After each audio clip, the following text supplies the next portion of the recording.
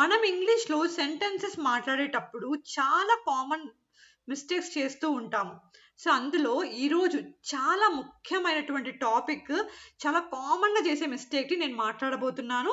దాని హెడ్డింగే subject verb agreement. Okay, so ఇక్కడ మీరు చూస్తే హీ గో టు స్కూల్ అని ఉంది. He go to school is a wrong. Okay, he goes to school అనేది కరెక్ట్. ఓకే, సో మనకు తెలియదు కదా ఏది కరెక్టో ఏది రాంగో తెలియక హీ గో టు స్కూల్ అని మాట్లాడేస్తూ ఉంటాము. సో ఈ రోజు నేను మీకు ఎక్స్ప్లెయిన్ చేయబోతున్నాను, ఆ కామన్ మిస్టేక్ ఏంటో చెప్పబోతున్నాను. సో వీడియోని చివరి వరకు వాచ్ చేయండి.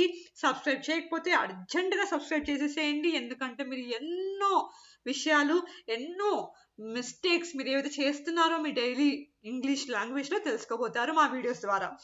ఎస్, సో క్వశ్చన్ ఏంటంటే, అసలు ఎందుకు మనము గో అని రాయము?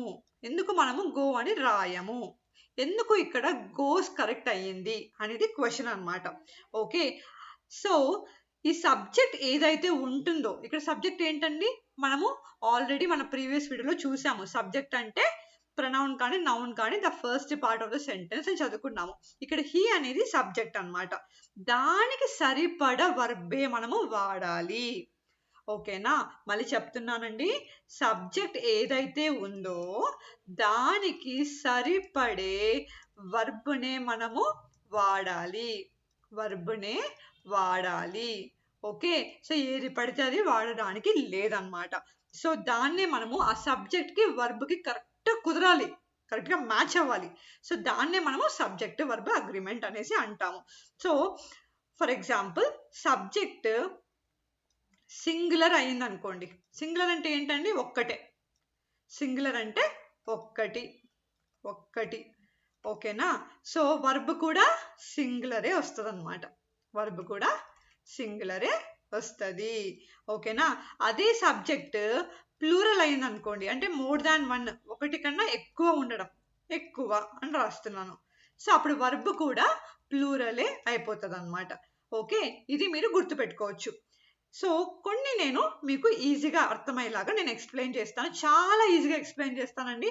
ఓకేనా, సో ఒక స్మాల్ ట్రిక్ చెప్పేస్తాను అంతే. ఈ ట్రిక్ నేర్చుకున్నారంటే చాలు. ఈ ట్రిక్ మీరు నేర్చుకుంటే ఇంక సబ్జెక్ట్ వర్బ్ అగ్రిమెంట్లో మీకు తిరుగే లేదు. ఓకే, సో మనకి సబ్జెక్ట్స్ ఏమేమి ఉంటాయంటే, మనకు ఉండే సబ్జెక్ట్స్ ఏంటి అంటే ఐ, యు, వి, దే. ఓకేనా, సో నేను వేరే కలర్ తీసుకుంటాను ఇప్పుడు. Yes, he, she, it. ఎందుకు నేను వేరే కలర్స్తో రాశానంటే, ఈ ఐ, యు, వి, దే ఉంది కదండి, ఇది అంతా కూడా ఒక కేటగిరీ అన్నమాట. ఈ హీ, షీ, ఇట్ ఉన్నాయి కదా, ఈ మూడు కూడా ఒక కేటగిరీ. మనకు ఉండే ఇవే అన్నమాట మనం ఎక్కువగా వాడే సబ్జెక్ట్స్. ఓకే, ఇవి మీరు ఇమ్మీడియట్గా నేర్చేసుకుంటే చాలా ఈజీగా మీకు అర్థమైపోతుంది. ఎస్, సో ఫస్ట్ మనం ఐ, యు, వి, దే చూద్దాము. Okay, so I, you, we, they వచ్చినప్పుడు మనం ఏం చేస్తామంటే వర్బ్ V1 ఫామ్ V1 గానే వస్తుంది. అసలు V1, V2, V3 ఏంటో కూడా మీరు తెలుసుకోవాలి. మనకు చాలా వర్బ్స్ ఉంటాయండి. ఓకేనా, ఆ వర్బ్స్లో ఫార్మ్స్ ఉంటాయి. నేను ఇక్కడ ఒక 2 ఎగ్జాంపుల్స్ నేను రాస్తాను. ఫర్ ఎగ్జాంపుల్, డాన్స్ అనే వర్బ్ మనం తీసుకుంటే ఇది మన ఫస్ట్ ఫార్మ్ ఆఫ్ వర్బ్ అన్నమాట.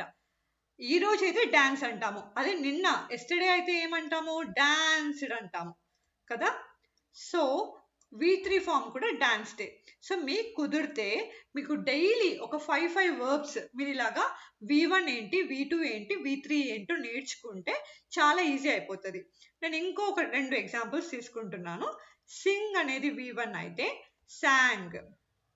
సంగ్ అనేది V3 ఫామ్ అన్నమాట. గోకి మాత్రం డిఫరెంట్గా ఉంటుందండి. గోకి V1 అయితే వెంట్, గాన్. సో ఇలా చాలా వర్బ్స్ ఉన్నాయి మన ఇంగ్లీష్ గ్రామర్లో. సో మీరు డైలీ ఒక 5 వర్బ్స్ నేర్చుకోవడానికి ట్రై చేయండి ఇలాగా. ఎస్, ఇప్పుడు నేను డాన్స్ అనే వర్బ్ని తీసుకున్నాను.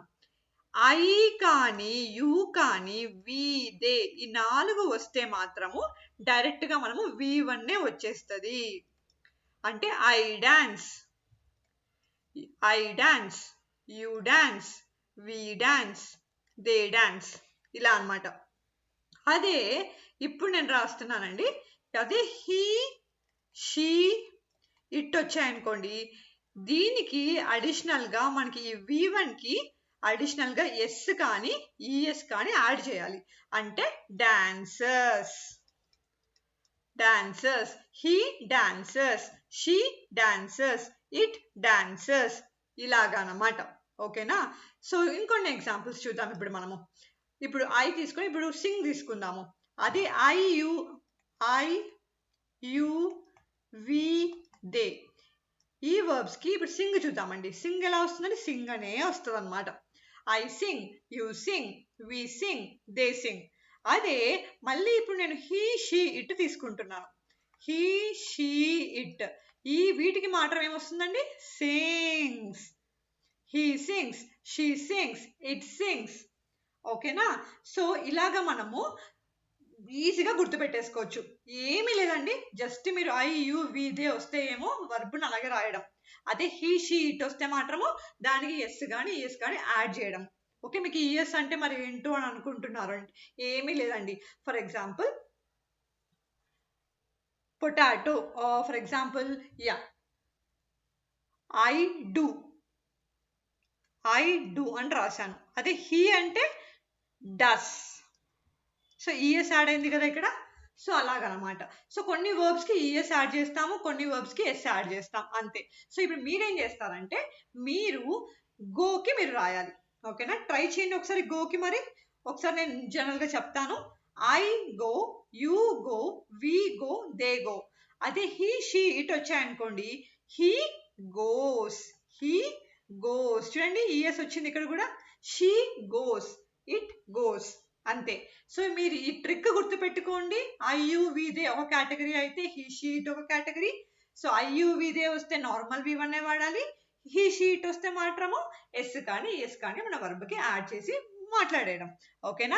సో ఇదే మన సబ్జెక్ట్ వర్బ్ అగ్రిమెంట్ అన్నమాట. సబ్జెక్ట్ వర్బ్ని మనము కుదిర్చేలాగా మాట్లాడాలి అని అర్థం. సో ఈ వీడియో మీకు నచ్చినట్లయితే ప్లీజ్ సబ్స్క్రైబ్ చేయండి, లైక్ కొట్టండి. ఇది దయచేసి ఇంకా అనేక మందికి మీరు షేర్ చేయండి. ఎందుకంటే చాలా మందికి కూడా ఇంగ్లీష్ గ్రామర్ కొంచెం టఫ్ అనిపిస్తూ ఉంటుంది. సో ఇలాంటి ట్రిక్స్ తెలుసుకున్నప్పుడు చాలా ఈజీగా అందరూ కూడా హెల్ప్ అవ్వాలనేదే మా ఓన్లీ ఇంటెన్షన్. సో దయచేసి షేర్ చేసి ఇంకా మన నాలెడ్జ్ని స్ప్రెడ్ చేద్దాము. Thank you.